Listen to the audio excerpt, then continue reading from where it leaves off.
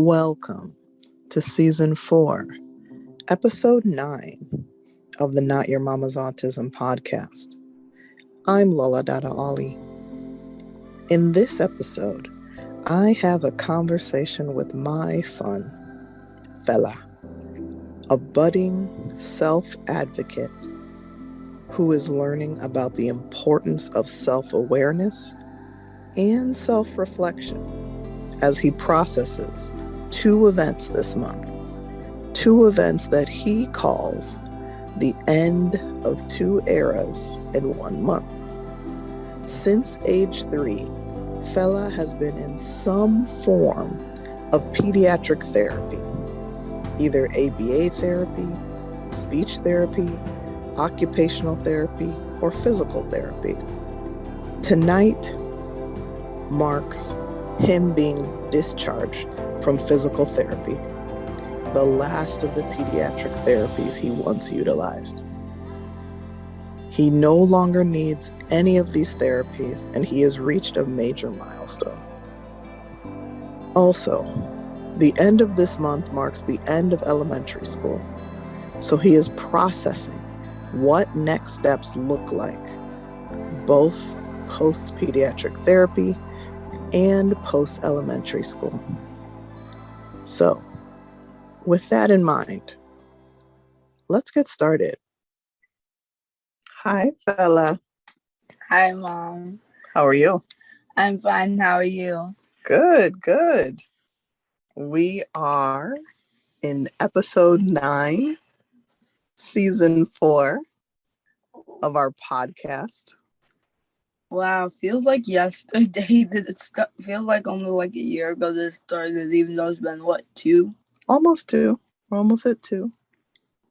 So, when we started, that's a good segue. When we started, you were in 3rd grade, and now you're in 5th grade. Yeah. Yeah, I am. Yeah, time flies. So time flies when you're in the pandemic and having to quarantine from disease that's killed millions of people. Okay, that's one way to look at it. Okay. Time flies regardless, especially at your age. So from 3rd grade to 5th grade, beginning to think about middle school, the transition, what that looks like. So many things going on. Today is a big day. Tell our listeners what happened today.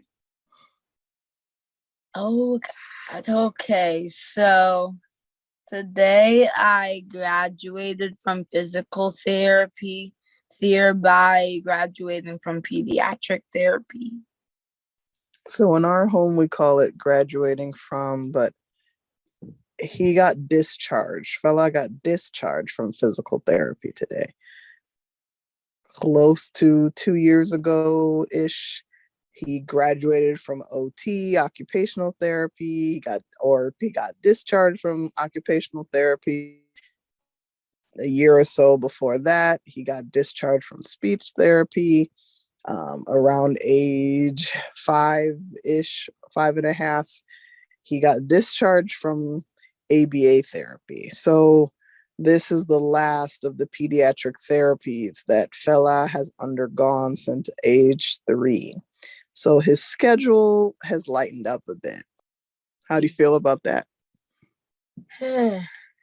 It's one part of me is happy that I'm finally graduating, but the other, it's the end of an era, really.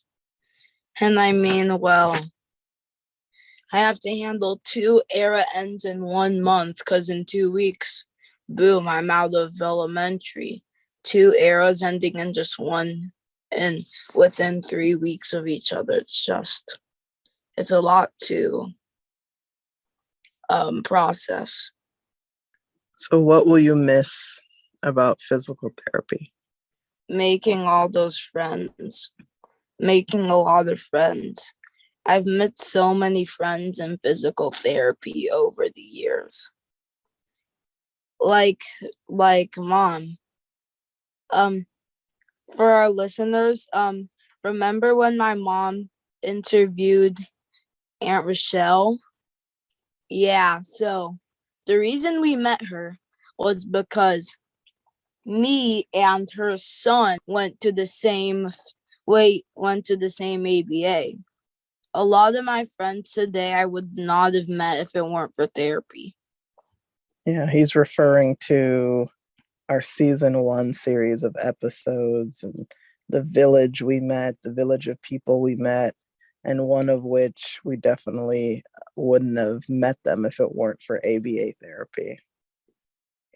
So let's talk about transitioning to middle school.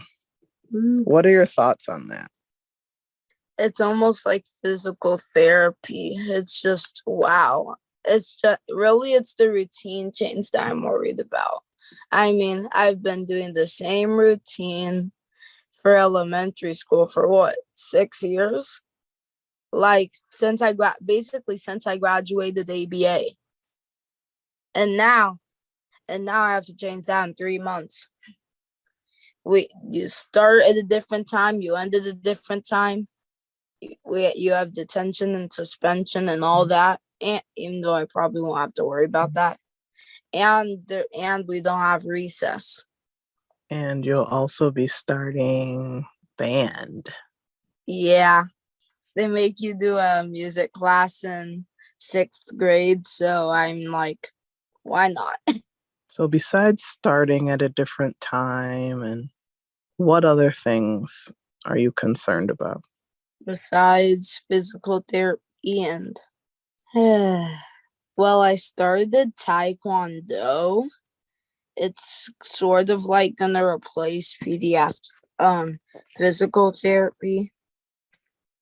I asked, what are you concerned about with middle school? With middle school, the time management thing. I'm not the best at time management in middle school, and with middle school, time management is the key to success.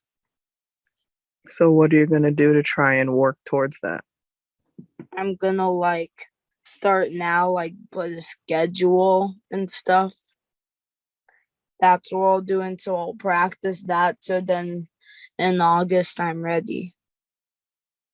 Do you feel like your elementary school has prepped you properly for the next phase?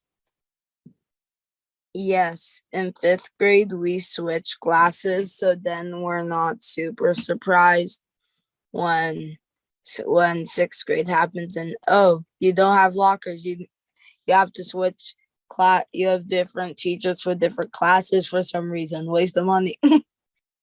I don't understand why you have to switch classes for middle school.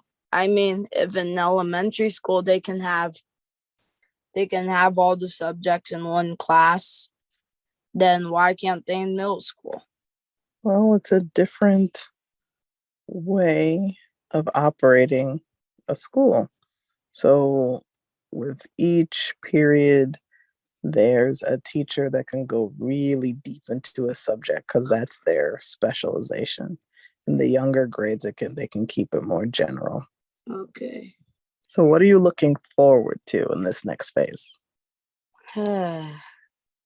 Well, I know I'll probably make a lot more friends and all. And also, I guess I'll have more independence at home. I mean, I'm going to be a teen I'm almost a teenager. I'll have more independence. Pray for us, everyone. Pray for us. He's almost going to be a teenager. He's acknowledging it right now. So pray for us, everyone. Pray for us. But all joking aside, we are so proud of you, fella. We're so proud of how far you've come. We're so proud of your thoughtfulness in approaching this new chapter. May God continue to see you through, baby boy. I love you, Mom. I love you too, baby. Thank you for listening. If you like what you hear, please share and subscribe. If you are interested in how this podcast came to be, please check out season 1 of this podcast in its entirety. Also, we've chosen to tell our story in written form, through a column titled The Caregiver's Chronicles.